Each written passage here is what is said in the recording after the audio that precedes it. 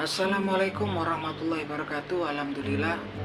Wassalatu wassalamu ala rasulillah Nabina Muhammadin sallallahu alaihi wasallam wa ala alihi wa sahbihi wa mawala. Wa qala Allah ta'ala fil Qur'anil Karim, ya ayyuhalladzina amanu taqullaha wal takum nafsum ma qaddamat liwat. Wa taqullaha innallaha khabirum bima ta'malun. Amma ba'du. Alhamdulillah, kemat pagi para sedulur-sedulur yang saya cintai dan semoga dicintai oleh Allah Subhanahu wa taala. Marilah kita bersyukur atas kehadirat Allah Subhanahu wa taala yang telah melimpahkan rahmat dan kasih sayangnya kepada kita semua sehingga kita bisa berjumpa dan berkumpul di channel YouTube saya ini. Tak lupa sholawat dan salam kita curahkan untuk Nabi Muhammad SAW yang telah melepaskan umat manusia dari jurang kejahilian menuju ketaatan dan pengabdian kepada Allah Subhanahu wa taala.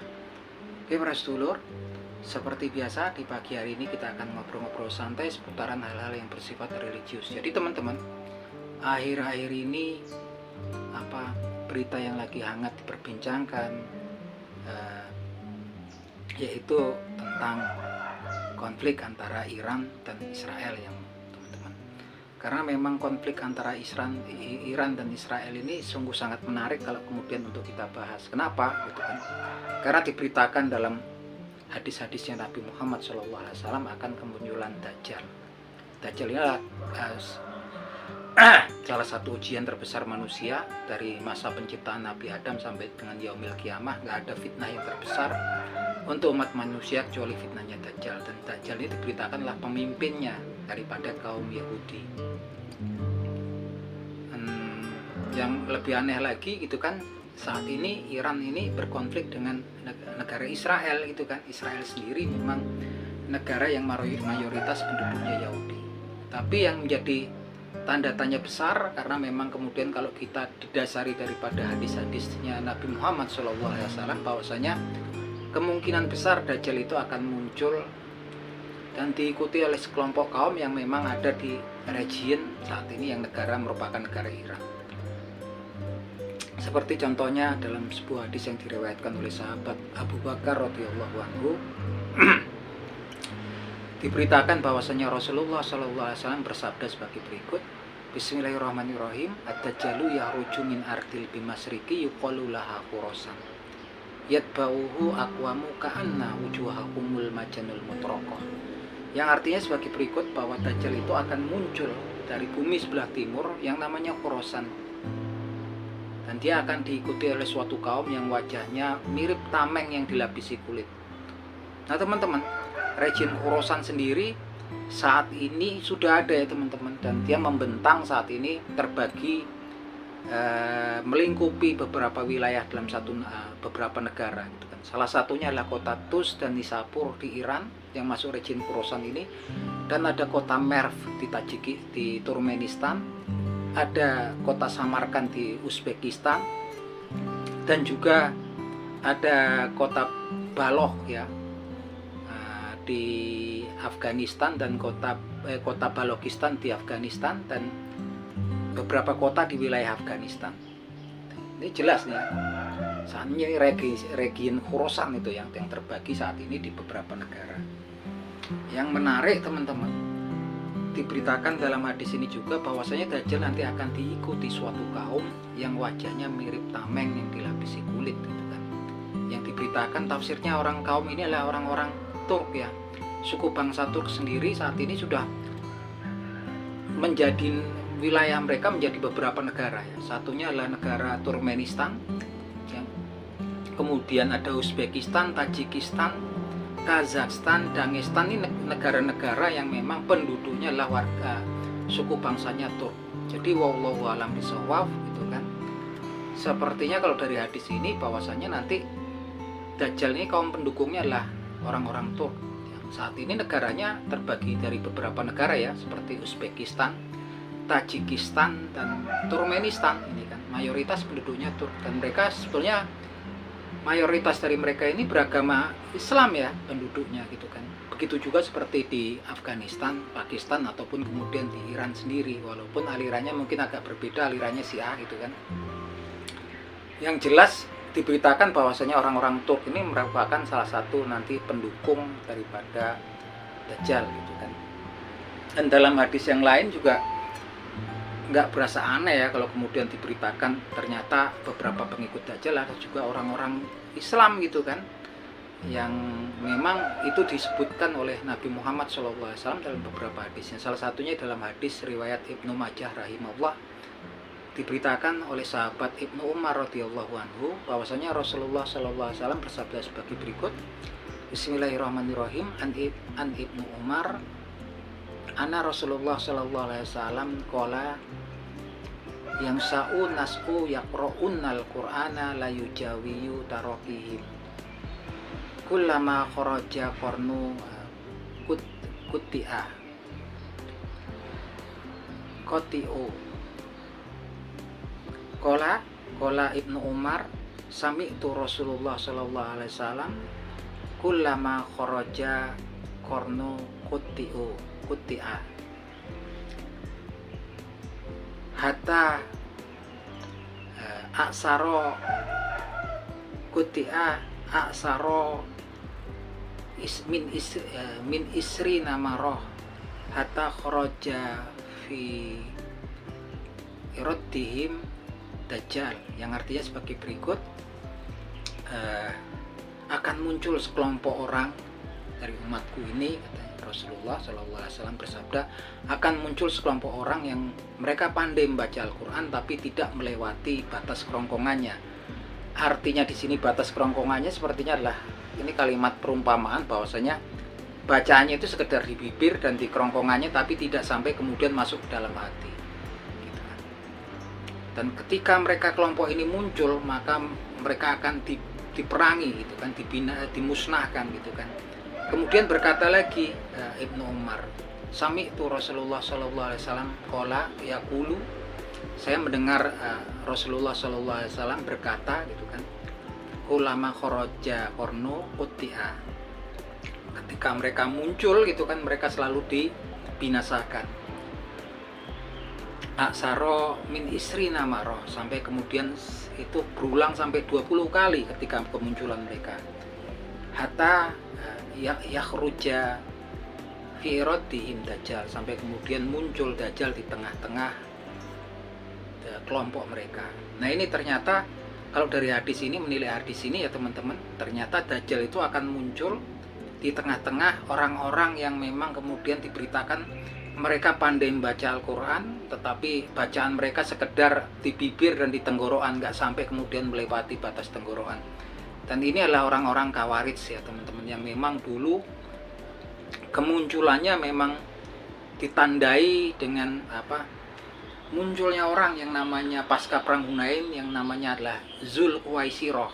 Nah, Dzulkhuwaisirah ini orang yang pada waktu itu memprotes pembagian ghanimah atau harta rampasan perang yang dibagikan Rasulullah, yang pada waktu itu memang agak berbeda dengan pembagian ghanimah sebelumnya. Yaitu pada pasca perang Hunain, ghanimah itu hanya dibagikan terhadap orang-orang yang mualaf gitu kan, sedangkan para sahabat itu tidak mendapatkan bagian, sahabat-sahabat yang senior. Dan pada waktu itu muncul seseorang yang berperawakan kurus, jenggotnya panjang dan kemudian jidatnya hitam, yang dinamakan Dzulkhuwaisirah, yang memang dia berasal dari Bani Tamim Najdi ya. Dan kemudian dia maju dan kemudian dia berkata, "I'dil ya Muhammad," katanya, "berlaku adillah Muhammad." Dan kemudian Nabi Muhammad berkata, "Celakalah engkau, karena yang kulakukan ini adalah yang diperintahkan oleh Allah Subhanahu wa taala." Kemudian lelaki itu pergi. Dan setelah pergi, Nabi Muhammad SAW menjelaskan dari orang itu akan muncul suatu kelompok manusia yang mereka pandai membaca Al-Quran tapi kemudian tidak melewati kerongkongannya gitu kan. Nah itu yang kemudian disebut kaum Khawarij. Dan kaum Khawarij ini muncul ketika di zamannya Khalifah Ali bin Abi Thalib radhiyallahu anhu, yang kemudian memang kaum Khawarij ini kemudian diperangi ya oleh Khalifah Ali bin Abi Thalib radhiyallahu anhu. Dan terbukti terjadinya perang yang dinamakan perang Nahrawan gitu kan. Si Dzulkhuwaisirah ini ternyata tergabung dalam kaum Khawarij dan meninggal dia ya, wafat di perang Nahrawan ya. Nah inilah embrio daripada kaum Khawarij yang notabene sebetulnya mereka orang Islam, tapi mereka ini diberitakan akan melesat gitu kan, keimanannya lepas daripada keimanannya dari agama Islam, seperti lepasnya anak panah dari busurnya gitu kan. Ini kaum Khawarij, dan diberitakan dari hadisnya Ibnu Umar radhiyallahu anhu tadi ya teman-teman. Ini bahwasanya salah satu pengikut Dajjal nanti adalah kaum Khawarij. Nah, ini orang Islam ya teman-teman. Tampaan fisiknya orang Islam gitu kan.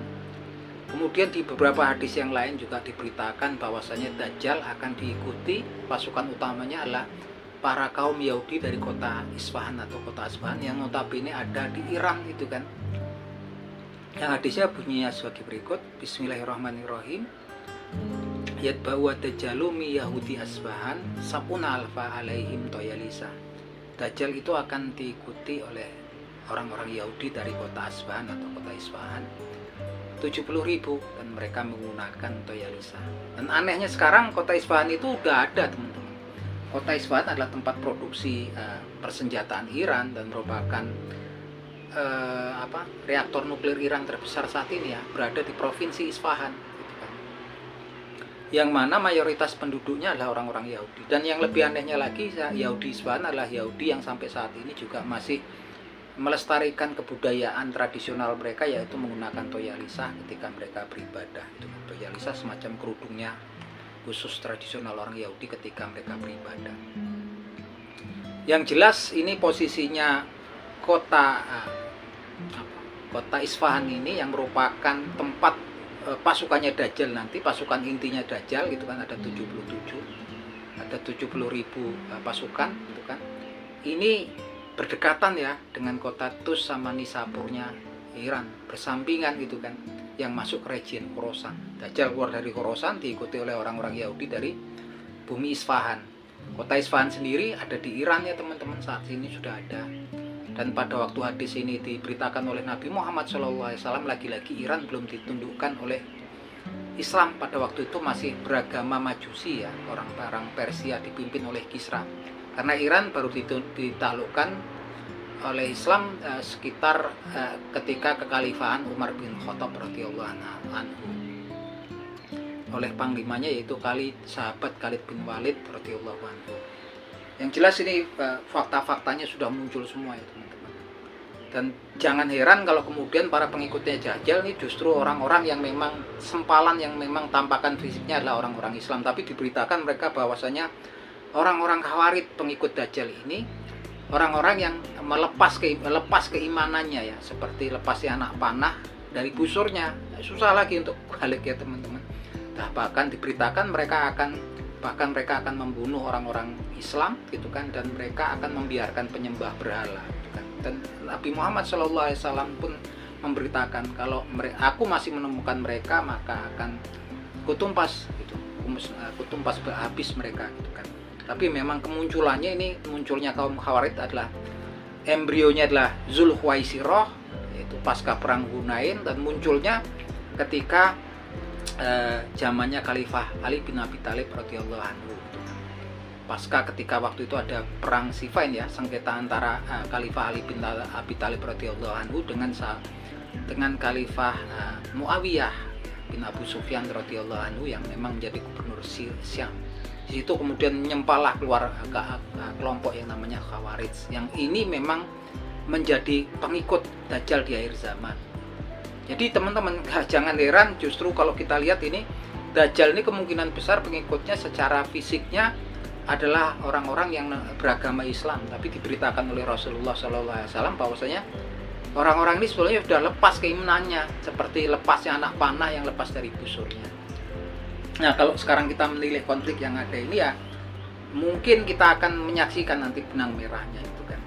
Karena justru kan saat ini kalau diberitakan Dajjal itu sebetulnya rajanya kaum Yahudi, justru sekarang berkonflik dengan Iran, dan Dajjal sendiri bahkan kemungkinan besar wallahu a'lam bishawab akan muncul ya dari wilayah region yang saat ini merupakan negara Iran.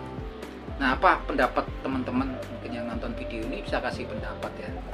Karena kita cuman menerka-nerka berdasarkan dokumen-dokumen ataupun hadis-hadisnya Nabi Muhammad SAW yang diberitakan berita-berita Allah Subhanahu Wa Taala melalui hadisnya Nabi Muhammad SAW. Oke, itu teman-teman, semoga bermanfaat obrolan kita di pagi hari ini. Akhir kata, wabillahi taufiq wal hidayah. Wassalamualaikum warahmatullahi wabarakatuh.